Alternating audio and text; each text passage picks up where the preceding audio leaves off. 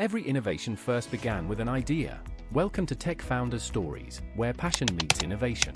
The platform where visionary founders share their inspiring journeys. From struggles to successes, they reveal the secrets behind their innovative ventures. Join us as we uncover the stories behind the startups that shape our world. Hello, my name is Ntienyong, Cyprian, but people just call me Nt, it's shorter and cooler that way. I'm from Akwa Ibom, if you're curious about the name. I studied architecture in the University of Nigeria. I'm currently a 3D environment artist. And for those who don't know, that's like architecture inside video games. So you play GTA, all the buildings you see, that's what I do. And then I'm the founder of gdhive, a sneaker and clothing brand that inspires and spotlights game developers with products, services, and experiences. Well, back in school, to be honest, if you ask most people, I wasn't really the most serious of people there. I think even the department I was in, I wasn't feeling it. I always felt lost in a way. So it was around 2018, ending on 2017 to 2018. Yeah, I now took out time. I was by myself at that period. So I took out time, I was learning a lot of things. I decided to go and find something that I really enjoyed. So people told me I was good in comedy. I could make people laugh. Then I was good in a lot of things. I had to figure out things for myself. I could make people laugh, but I was not a people person. I couldn't stand on the stage and interact with crowds. So I just set out to go and find out what I could do. That's when I started, I started writing. I wrote jokes. I did different things. Then I was really with my laptop most of the time. I was learning 3D modeling a lot. So by the time we got to 2020, I knew all the skills. I had the skills stacked up now. I now said, you know what, I like the whole game development. I looked into it because when I was learning 3D modeling, that was what I was seeing all the time, like game development. So I wanted to go into there, but I did not just want to jump inside there because it was not something that everybody around was doing. So I was inside game development and inside architecture at the same time. So everything I was modeling was more about architecture so that, I could still find a job to do with the skills I have. I was learning the skills of a game developer, but I was just implementing them into architecture. 2021, I actually now landed a job in an actual game development company as a 3D environment artist. So yeah, that's how I ended up fully into video games and game development, and I've been with it ever since. It all started in 2022. I spent most of my year working on a particular game. It's called Fantasy Chess League. It's just a chess game. I'm still actually working on it, but it's like a side thing. By the time we got to late 2022, I realized that I'd invested a whole year in that game, and I was like, nobody even knows about this. So I went to go and meet my mentor. I was like, should I start marketing the game? Start putting it out there and everything. So when he gave me that advice about the game, he now gave me an advice. I was like, why don't you build a community around this thing? It can help you have hands that will work on your game with you. He gave me an idea, and then it started off last year. We started with the Hangouts. We did the Hangout that was just for fully game developers. So we had over 150 people show up. So the place was packed and it was like a successful Hangout. From there, we now continue moving on. We have done 2 hackathons and everything. We actually called gdhive. So recently, we now decided to pivot into the whole sneaker and clothing brand that spotlights game developers with services, products, and experiences. So that's how I got to this particular phase with my idea. For me, the most challenging part was confidence.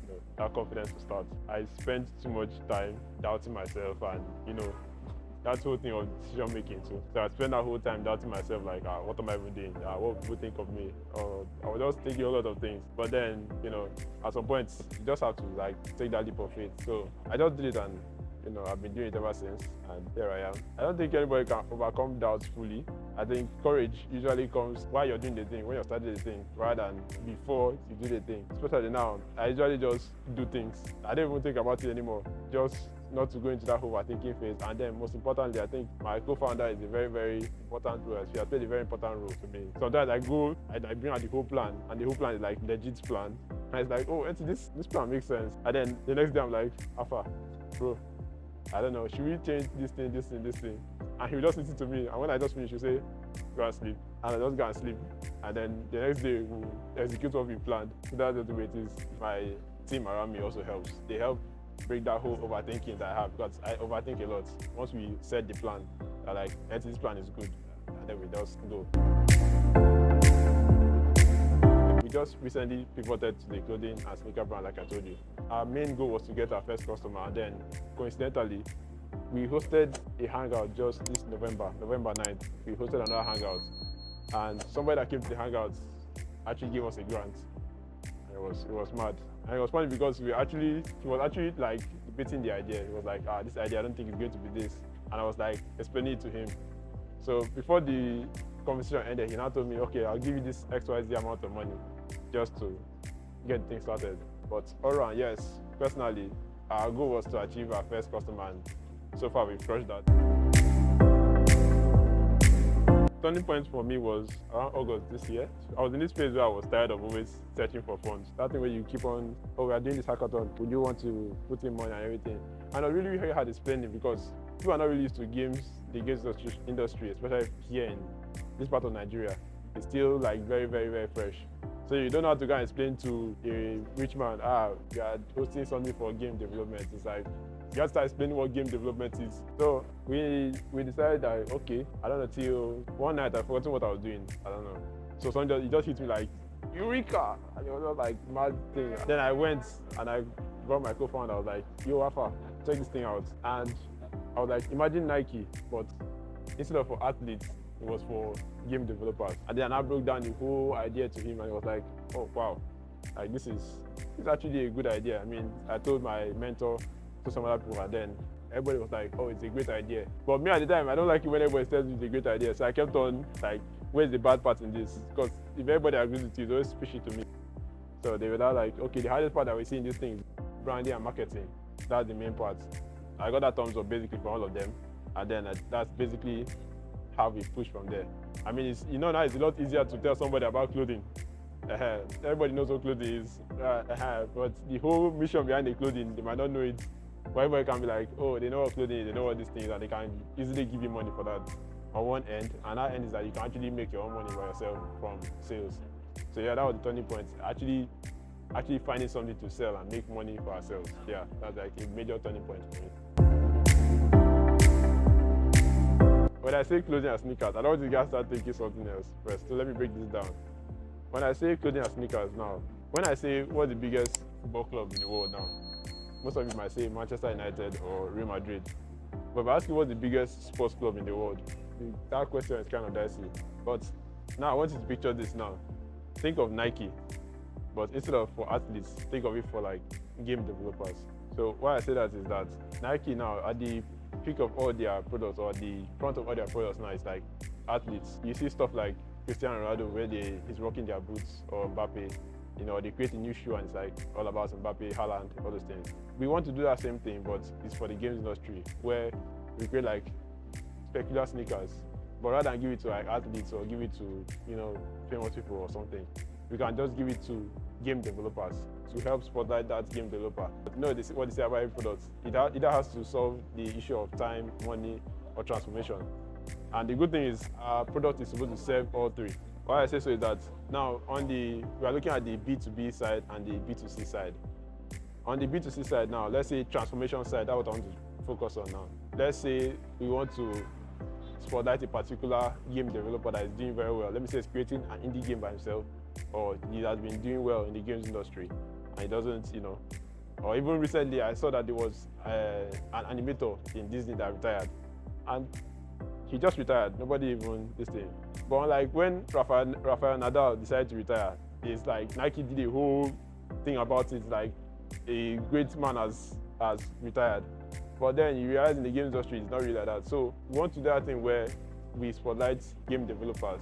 So let's say we create a sneaker, and we call this sneaker this person's name. The same way you have like Air Jordans from Nike. So we create a particular sneaker and give it to a particular game developer that is really, really making moves and really making mad progress. That's basically us spotlighting that game developer. And if that game developer now is like inspiring other people, or his product is good, you realize that people actually get to know him, and that elevates his status. That's on the level of transformation. Now let's bring it down to the time and money side. This is where I bring to the B2B side, business to business, and then business to customer, like B2B to customer. You see every Real Madrid jersey, every Man U jersey, they have Adidas on it. The way that works is that Adidas actually meets like Man U or Real Madrid and like take this certain amount of money. So let's say like Madrid now, for every Mbappe shirt that you sell, you keep a higher percentage of the shirt sales, and then you as Real Madrid keep the rest. So what you realize is that Adidas is actually making money for Real Madrid on a very, very high scale. That's part of the money that Real Madrid has. And Adidas themselves are now making money. So now I'm saying, let's bring that down to the games industry now, to a simple thing. Let's say Rockstar now that's making GTA 6 that is dropping next year. We already know it's going to be massive hit. Everybody's already waiting for it. So let's say we had an agreement with Rockstar now that we are creating they are creating their hoodies, we are creating their, the wares that they make in their studio now. And then we have the agreement that, look, for every of these sale that you make, we keep a higher percentage.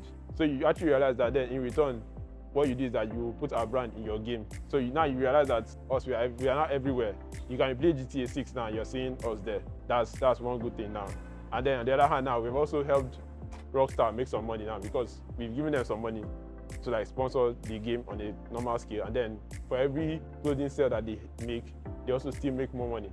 So that way now it saves them money and it saves them time of, instead of them to have like a staff member start running around or have, and I'm giving the example because Rockstar is big. Rockstar can afford, maybe they can afford this, maybe not, but it depends on the kind of deal you bring to them. So let me just keep it simple. So it saves them time where they don't have to start thinking of where to start sourcing their clothes from or how they start talking to manufacturers to make their clothes for them. So it's just a case where we handle that and then in return, we make money for them, save them time, and in return they help us like put our brand out there. We're all about games, trust me. It's still about games and game development. It's not about clothes. That's just like the front. But everything that we are is all about games. We help game studios push themselves forward, like push their brand forward and make more money, save them time, and the average game developer, we help spotlight them. So that's what we're about. And then we still host hackathons like game jams. So we want to get to that point that clothing brand can do that. When people think Nike, you just think Nike as a clothing brand, trust me. But Nike's headquarters is called like headquarters of sports. So like Adidas, their headquarters is not called clothing brand anything, not this thing. Their headquarters is called campus of sports. If you go there, there's like basketball, there's football fields, everything. Even their walkway is like a running track. They are everything about sports. I think that got to the point where Adidas is the official ball manufacturer of the UEFA Champions League. So you understand that it gets to a point where it might not just be sneakers and clothes alone anymore. It can be equipment like things that game developers need. You could create softwares, you could create graphics tablets, you could create even consoles. It's just a starting phase, and yeah, that's basically our product and the service we render. Being a game developer myself, that gives me an edge to like understand game developers to a large extent, to understand their needs and know how to like solve those needs. And when I say sets me apart from the competition now, it's a case of where the part where we are collaborating with these studios. So they are very, very few. I think I saw one scenario, yes. And especially in Nigeria, I don't think there's anybody doing that in Nigeria. So this gives me an opportunity with this game industry that's actually growing in Nigeria.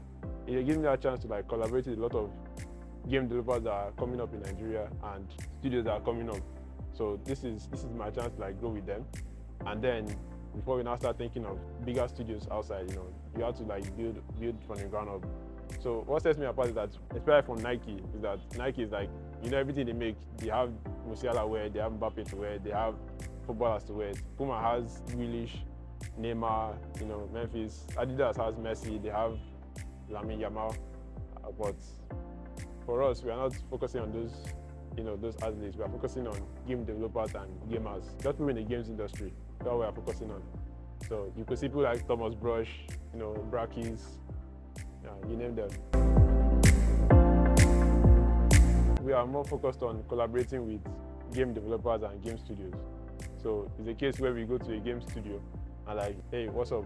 Take this amount of money. The way it happens now is that most studios actually like go to manufacturers. They actually outsource it. They pay people to actually do this thing. But we want it to be a case where we actually go to the studio and like, let us create it for you. And then what happens is that anybody that buys it, you have fans that follow your studio that are fans of your games and everything. So we just create it for you, and then anybody that buys it, we share the profits. We take a higher percentage and we give you the other percentage, and then, that's how it works.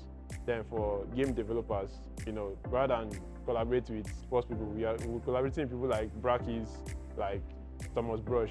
These are people that are pace setters in games industry. So if we're able to create like sneaker brand, like a sneaker named after them, we can also, just not just spotlight them. So people that are aspiring to be like them, can actually buy the sneaker and like feel closer to them. Okay. And then, even the simple person that is actually building himself up, I think there are a lot of indie developers that are underground.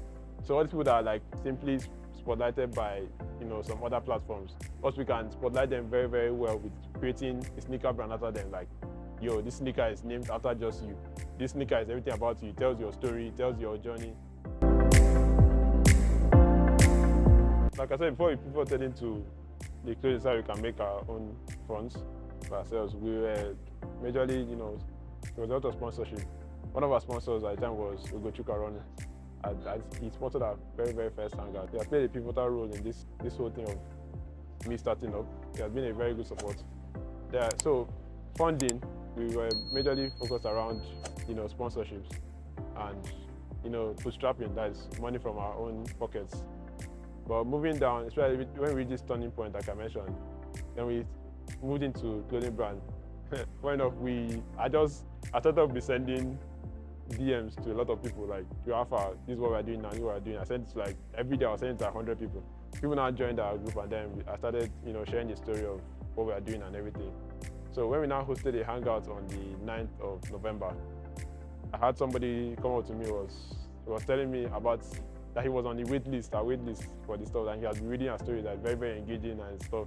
When we started going through a debate of how he doesn't think the idea will fly and stuff.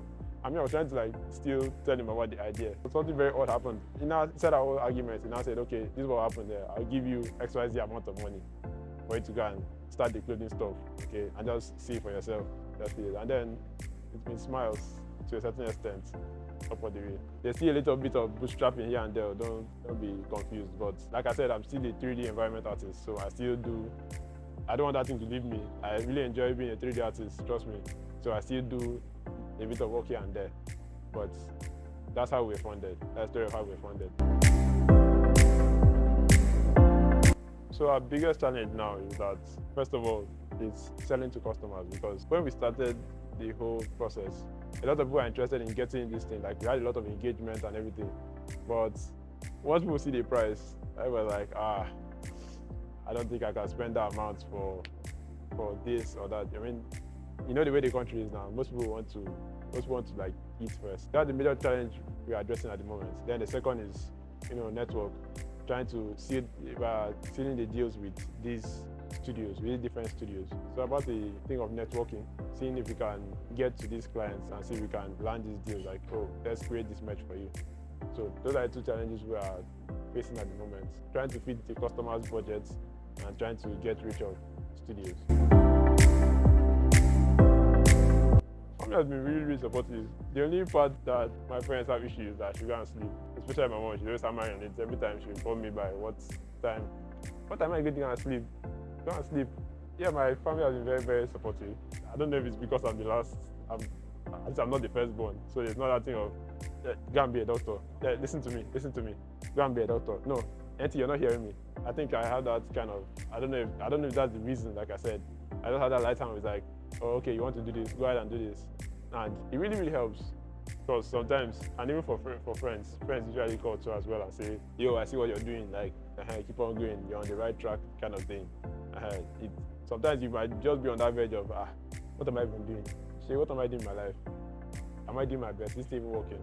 Then all of a sudden, you can just receive that phone call from your dad or your mom. It's like, yo, Alpha, how are things going? This is just a phase. Just keep going. Perseverance breeds success. That's always my mom's quote is always like, were you expecting to get it the first time? And I'll be like, no. She said, hey. So keep on going. So the lesson I learned is like, this thing is just confidence. Because I used to look around me and then I used to feel like everybody had it figured out except me. Like, I feel like everybody has figured their life out except me. That's what I used to think. But then I now realize that people haven't really figured out their lives that much. People are still figuring things out. And if you think about it, even up to the apps you use every day, let's say like your WhatsApp, you can come to your WhatsApp as updated. You realize that even WhatsApp, they're still figuring things out. They're trying to make you happy. They can come today and then they have removed status mode. They have come tomorrow, there's a new feature. So all these things are still figuring things out. Just that you're just far back in the figuring things out mode. That's one of the lessons I learned. Then shipping things quickly. Just put your thing out there. Try and put your thing out there as much as possible. I used to be someone that I used to just want to do. I know also to talk. So one lesson I learned is that try and build relationships as well. I don't really know how to talk much. I mean, even in my office at the time, it's like NT just someone that used to work. Just doesn't talk too much on those things. But I now realize that you actually have to say things sometimes. That's one thing I learned. I also learned how to talk about my things, talk a lot. Like for me now, I'm not, like I said, I'm not much of a talker. I'm not much of an outdoor person. That's like one of the reasons I'm out here. My co-founder is like, you have to really do things that are very, very uncomfortable with you right now. So you have to, that interview, you have to go for it. That's one of the reasons, step out of your comfort zone. And this part is a very, very uncomfortable zone, trust me. And lastly, last lesson I learned is don't trust everything you see on IG. Yeah, mind your business basically. So it's like I said, you think everybody has everything figured out. Nobody's going to show you their bad side. Nobody's going to show you this thing. So if you can pick a mentor, that's another thing you have to learn. You pick a mentor that is in line with what you're doing. Don't go and be in real estate and your mentor is in another industry entirely. So if you can pick a mentor and pick people that you look up to or listen, like I said, your network is your network. Pick a good mentor, and then those are people that will guide you through hard times, especially in decision making when you're like really confused. Let me put it in one word. I'll say networking, but that networking now has many integrity inside it. In the case where you have to have something to show, then you have to show the thing, and then you showing the thing now opens more doors to more people that you're showing it to, and then it keeps on growing. So let's say, like an example, let's say you're in Silicon Valley now. It's a case of where you know where to go to. I mean, there's YC there, Y Combinators. They fund a lot of startups and a lot of this thing. I think they funded Airbnb, sir. According to YC, they say if you're a tech founder, what you spend most of your time doing is either finding customers or building a product. Is that case of where you can build the finest thing where nobody knows about it, it's just going to be there. Good marketing business leads to good product business. I think that example was in even the movie Barbie and Oppenheimer. I think Barbie spent how much on marketing, and they beat Oppenheimer in terms of the amount of money they put in. But if you think about it, the quality of the movie, everybody's like Oppenheimer is supposed to make more, but that's not the way it is. So you have to be able to speak to your customers, speak to your audience, like, hey, this thing solves this problem, or this thing is for you. And I'm not just saying this on an investor level, because even on an investor level, you have to have that network that you're able to meet the person with money, to ask for money, to get the money.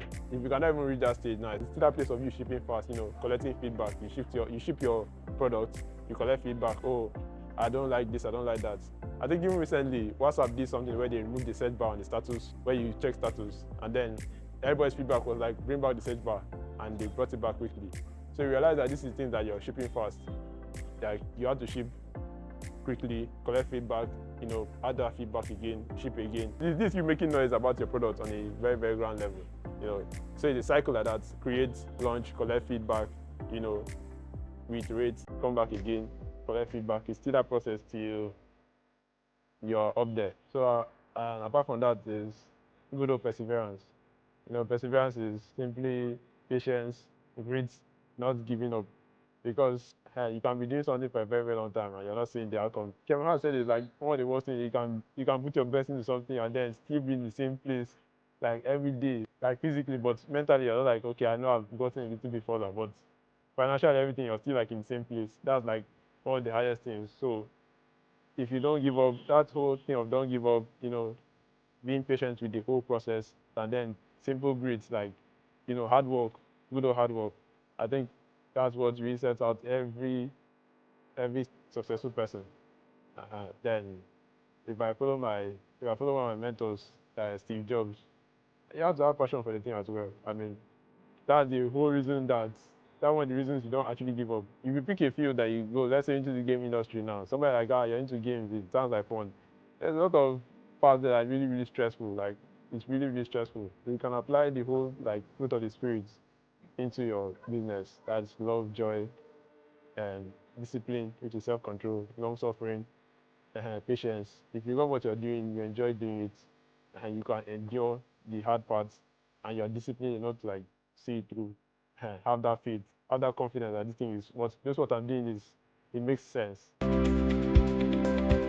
want to launch our next sneakers now, but rather than just go to our this thing and start getting the sneakers ourselves and everything, we want it to be more interesting. We want to engage our community and our audience and know what they want. So we're going to do a sneaker competition.